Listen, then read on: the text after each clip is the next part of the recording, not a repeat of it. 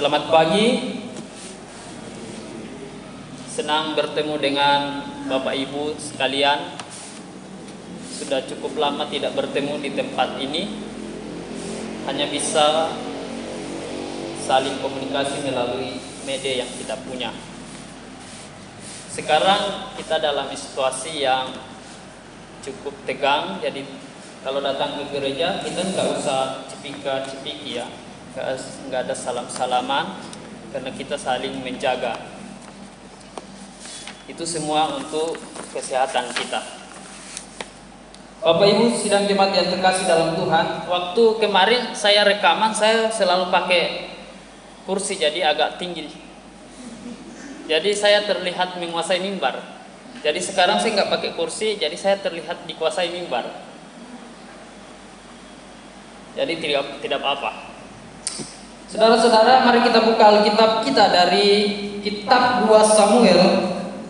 Kitab 2 Samuel 30 sampai 36. 2 Samuel 22 ayat 30 sampai 36.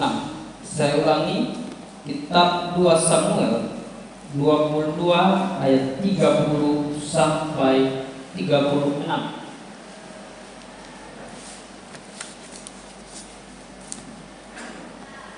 Sudah dapat semua? Saya akan bacakan bagi kita semua. Firman Tuhan berkata, "Karena dengan engkau aku berani menghadapi gerombolan, dengan Allahku aku berani melompati tembok. Adapun Allah jalannya sempurna, sabda Tuhan itu murni, dia menjadi perisai bagi semua orang yang berlindung padanya.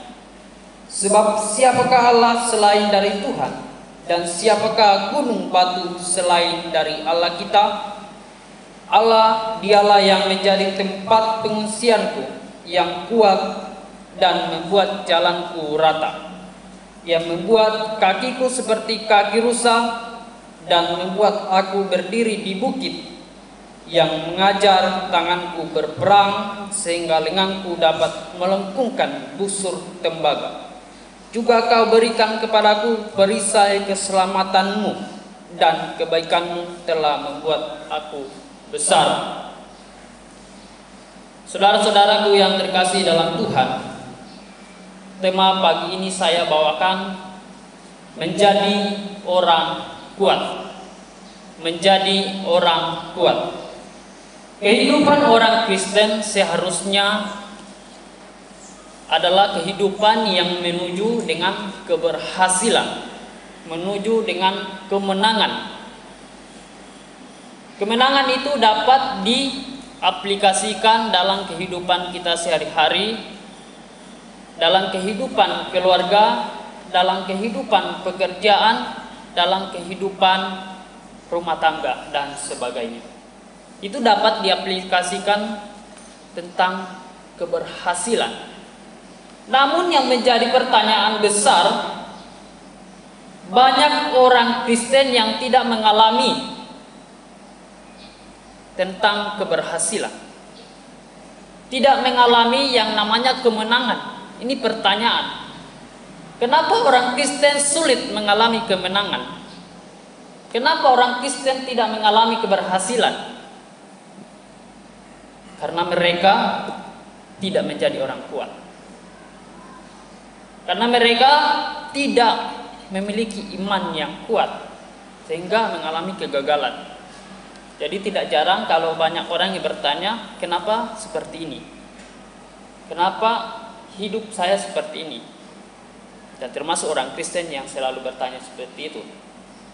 Secara umum, pandangan orang kuat itu dari pandangan duniawi, kuat itu dipandang sebagai orang yang memiliki jabatan, orang yang memiliki kekuatan, orang yang memiliki harta dan sebagainya.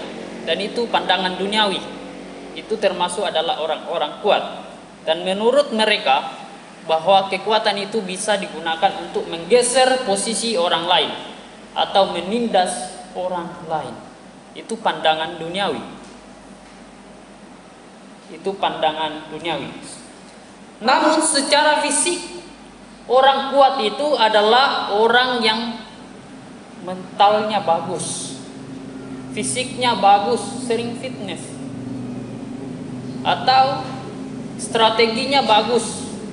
Itu orang kuat. Itu pandangan secara fisik. Namun saudara-saudara yang terkasih dalam Tuhan, tidak terlepas dari itu, orang Kristen kekuatannya adalah iman. Itu kuat. Jadi kalau saya berbicara, sekarang kita punya kekuatan besar karena sering fitness, jadi tubuhnya kekar.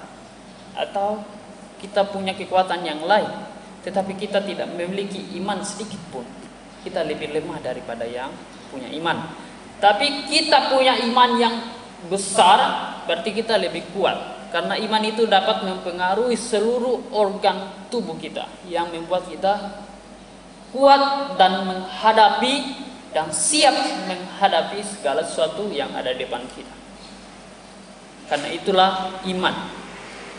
Terlihat di dalam kitab yang kita baca pada saat ini adalah pujian Daud, ungkapan perasaan Daud kepada Tuhan, di mana Allah telah membebaskan Daud dari musuhnya, dan termasuk musuh besarnya adalah Saul. Dia membebaskan. Kalau kita baca pujian-pujian dalam kitab PL tentang pujian-pujian sampai Mazmur, itu biasanya menggambarkan sosok Tuhan yang sebenarnya. Sosok Tuhan yang berperan di dalam kehidupan setiap manusia. Itu indah sekali Bapak Ibu kalau kita baca pujian-pujian itu. Karena kita tahu ternyata Tuhan sangat berperan aktif dalam kehidupan saudara-saudara. Lalu pertanyaannya, bagaimana bisa menjadi orang kuat? Bagaimana saya bisa menjadi seperti orang yang berhasil dan mencapai kemenangan? Ada 4 hal yang kita perlu perhatikan di dalam teks ini. Daud memiliki karakter seperti ini. Pertama, ia berjalan bersama dengan Allah. Ayat 30 dikatakan seperti ini. Karena dengan engkau aku berani menghadapi gerombolan. Karena dengan engkau aku berani menghadapi tantangan. Dengan Allahku aku berani melompat tembok. Dengan Allahku aku berani berjalan dalam situasi apapun, dan termasuk situasi yang kita alami saat ini. Saudara, Daud menyadari betul bahwa perjalanan itu sangat-sangat penting. Makanya dia harus berjalan bersama dengan Tuhan. Sekarang berjalan bersama dengan Tuhan itu suka dibalik. Kita lebih dulu mendahului Tuhan daripada kita. Harusnya kita ikuti Tuhan, tetapi kita lebih dulu jalan daripada Tuhan. Artinya Tuhan di belakang kita. Dia tidak menuntun kita lagi, tapi kita yang menuntun Tuhan. Itu kadang-kadang seperti itu.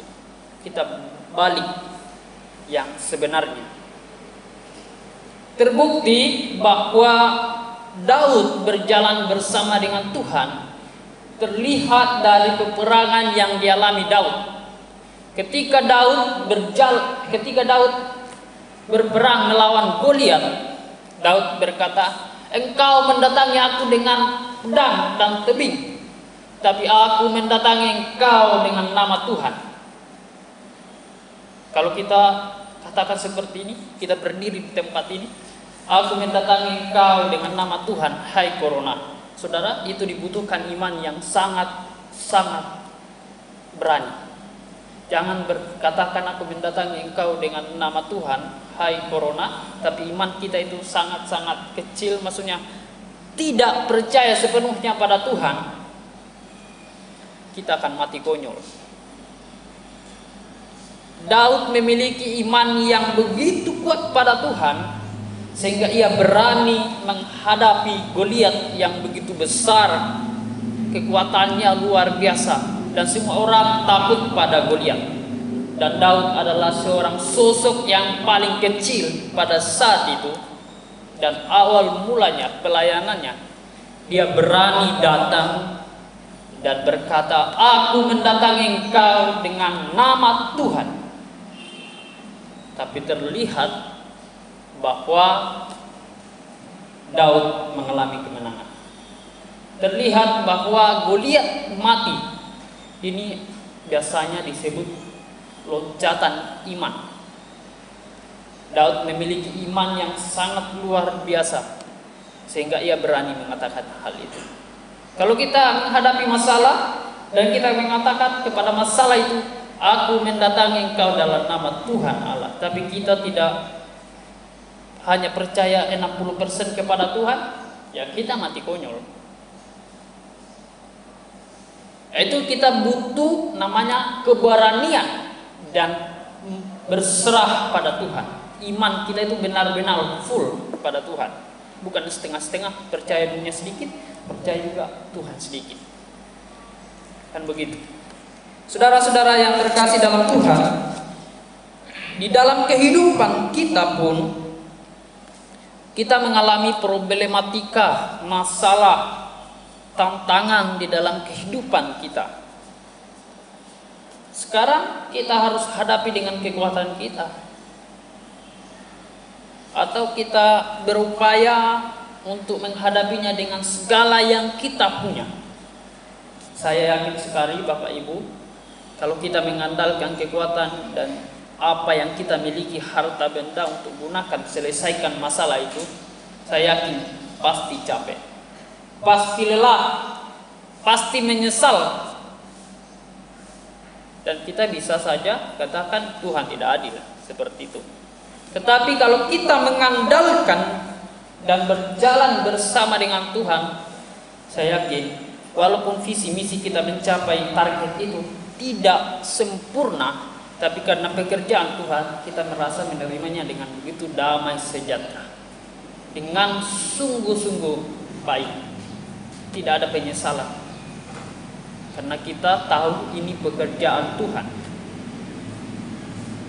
Kalau kita gunakan kekuatan yang kita punya, kita bisa gagal, kita menyesali, dan kita lelah, capek, dan kita bisa menyesali pada diri kita sendiri. Yang kedua, saudara, bersandar pada Tuhan. Di ayat 31 sampai 33 dikatakan seperti ini. Adapun Allah jalannya sempurna. Jadi tidak ada yang lebih sempurna daripada Allah, ya. Sebab Tuhan itu murni, sangat baik. Dia menjadi perisai semua orang yang berlindung kepadanya. Semua orang yang berlindung kepadanya. Jadi tidak dicatat di sini dia menjadi perisai bagi semua orang Kristen. Tidak dicatat. Artinya semua orang yang berlindung kepadanya. Kalau menjadi Kristen tapi tidak berlindung kepadanya, berarti dia bukan termasuk dalam ini. Yang berlindung kepadanya, yang tahu namanya Tuhan, yaitulah menjadi perisai kepadanya. Ayat 32, siapakah Allah selain dari Tuhan, dan siapakah gunung batu selain dari Allah kita? Allah dialah yang menjadi tempat pengungsianku yang kuat dan membuat jalanku rata. Bapak Ibu saudara-saudara yang terkasih dalam Tuhan, Daud sadar betul bahwa Allah sanggup memberikan kekuatan dalam kehidupannya. Saudara, saya ilustrasikan iman.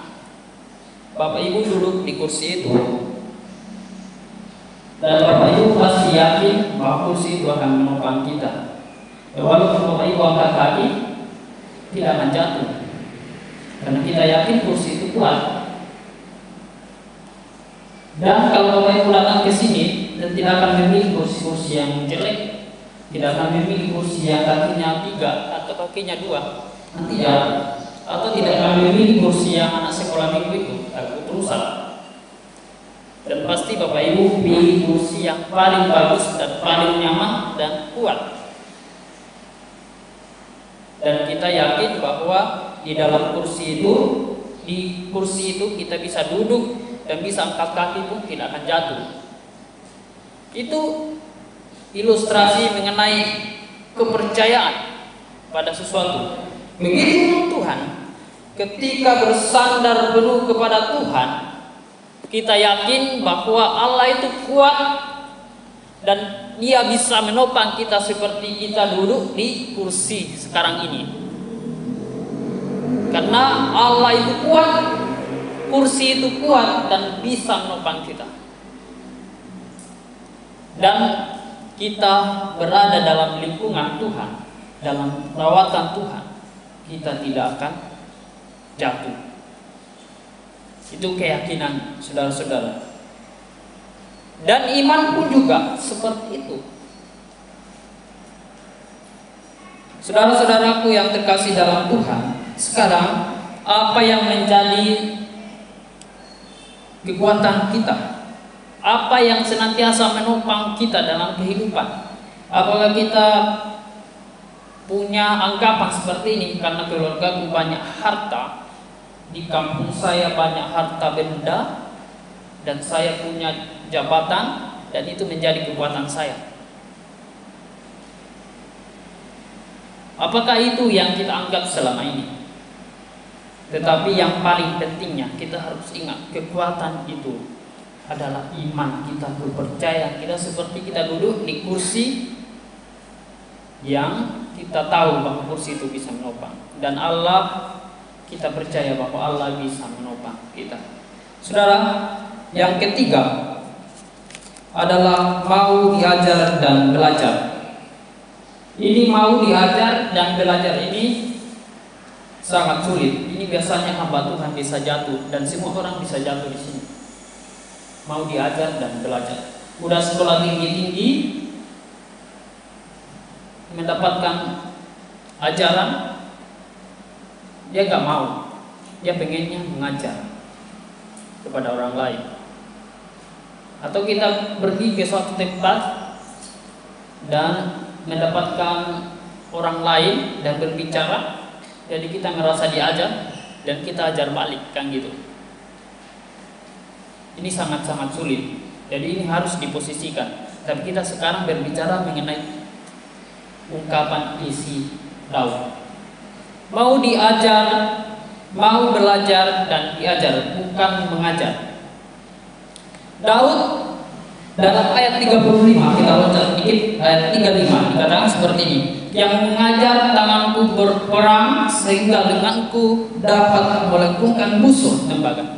Berbicara tentang belajar berarti kita sedang berbicara mengenai proses di dalam kehidupan. Daud menjadi pemenang, Daud menjadi berhasil karena dia mau diajar Tuhan, dan tentunya dia mau belajar dari segala kehidupan tantangan. Dan termasuk Daud belajar ketika menghadapi, beruang melawan Goliat, bertempur dengan singa. Itu Daud paham bahwa Allah mengajar dia, Allah mendidiknya. Dan termasuk pun di dalam kehidupan kita sehari-hari dan di situasi yang kita alami pada saat ini pun, Tuhan sedang mengajar kita. Tuhan sedang membuat kita supaya melihat sesuatu yang terjadi, supaya kita belajar dari situ.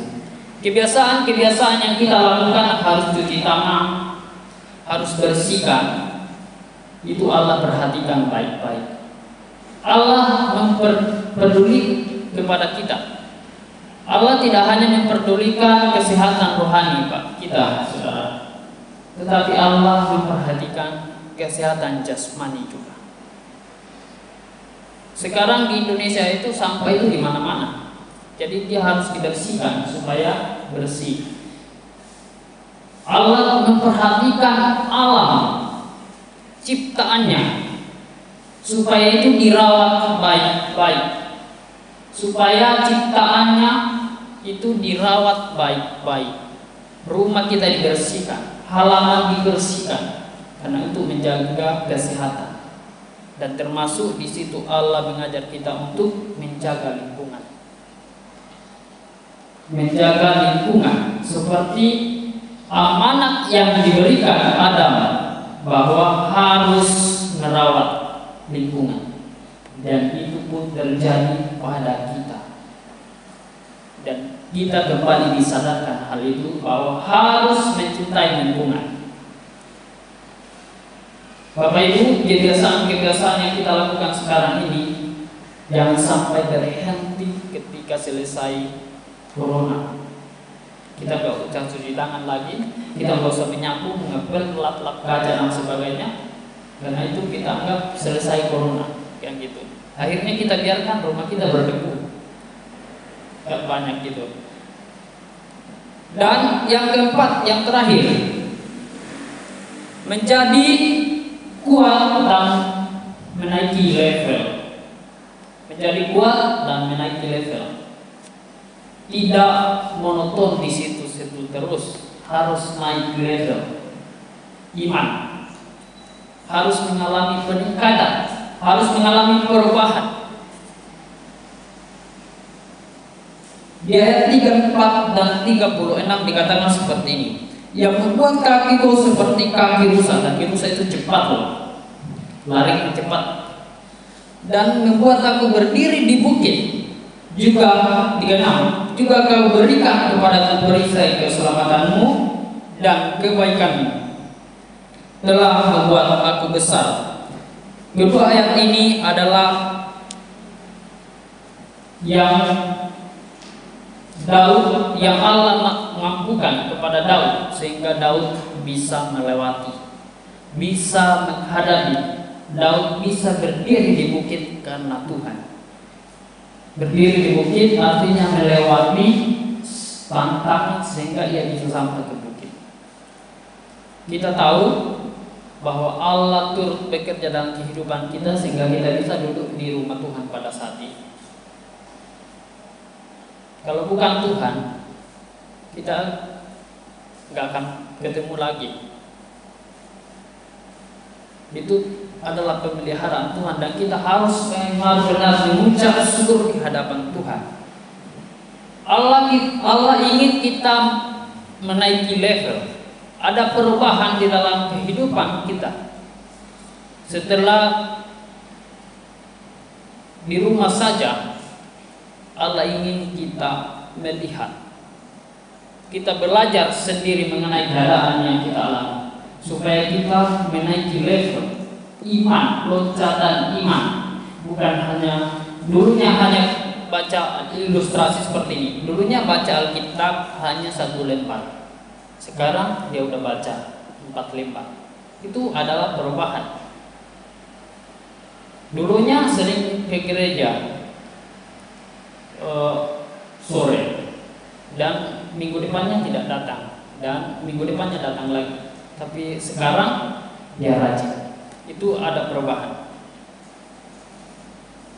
Ada perubahan. Artinya Allah ingin kita menaiki level supaya kita berbeda, supaya kita mengalami pertumbuhan iman, mengalami perkembangan iman. Bukan hanya percaya saja, cukup percaya, cukup datang di gereja, dan cukup mendengarkan firman Tuhan. Tetapi lebih daripada itu, menjadi pelaku firman Tuhan dan juga menjadi pemeran utama, model teladan dari setiap kehidupan orang Kristen. Saudara-saudara yang terkasih dalam Tuhan, dari pembacaan ini Daud empat karakter sehingga menjadi orang yang kuat. Pertama adalah bersandar, berjalan bersama dengan Tuhan. Yang kedua, bersandar pada Tuhan. Dan yang ketiga, ia mau diajar dan belajar. Dan yang keempat, ia mengalami kenaikan level. Ada perubahan setelah mengenal Tuhan. Sekarang menjadi pertanyaan kepada kita, Bapak Ibu, apa yang kita anggap kekuatan kita dalam hidup kita saat ini? Apakah kita punya segala sesuatu dan itu kita jadikan sebagai kekuatan kita, atau kita punya harta benda dan kita gunakan sebagai kekuatan kita? Namun yang paling penting kekuatan orang Kristen adalah iman. Jika kita kuat iman itu akan mempengaruhi seluruh fisik kita supaya menjadi kuat, karena kita dimampukan berjalan. Dan orang yang sering kritis pun juga mereka tidak tahu apakah mereka benar-benar beriman atau tidak, kan gitu. Walaupun kita punya otot besar, kuat secara fisik, tapi tak punya iman, ya sama saja bohong. Saudara-saudara, jadi sangat-sangat penting mencontoh kehidupan Daud yang mengucapkan isi hatinya pada Tuhan, yang menggambarkan siapa Allah, yang menggambarkan Allah benar-benar turut bekerja dalam segala hal, turut bekerja dalam situasi yang kita alami pada saat ini. Sekarang menjadi tugas kita adalah mari kita kembangkan kekuatan iman kita dan mengalami kenaikan level, dan jangan menjadi orang yang lemah. Harus kuat menghadapi situasi, dan Tuhan sudah menantikan kita mahkota kerajaan Allah bagi setiap mereka yang berlindung kepada-Nya. Kiranya Tuhan memberkati kita semua. Kiranya akhir kata dari saya, supaya Bapak Ibu tetap jaga kesehatan dan tetap saling mendukung dalam doa, dan kita juga saling mendoakannya. Kiranya Tuhan memberkati kita semua. Kita satu di dalam doa. Bapa di surga, kami mengucap syukur di hadapan Tuhan karena pertolongan-Mu kami boleh membaca dan merenungkan firman-Mu. Kiranya Roh Kudus Tuhan memberi pertolongan kepada kami semua agar menjadi pelaku dan menjadi model dari kebenaran firman Tuhan, supaya kami menjadi kuat, bersandar, mau diajar, berjalan bersama dengan Tuhan, dan pertama menaiki level iman. Kiranya Tuhan memberkati kita semua. Amin.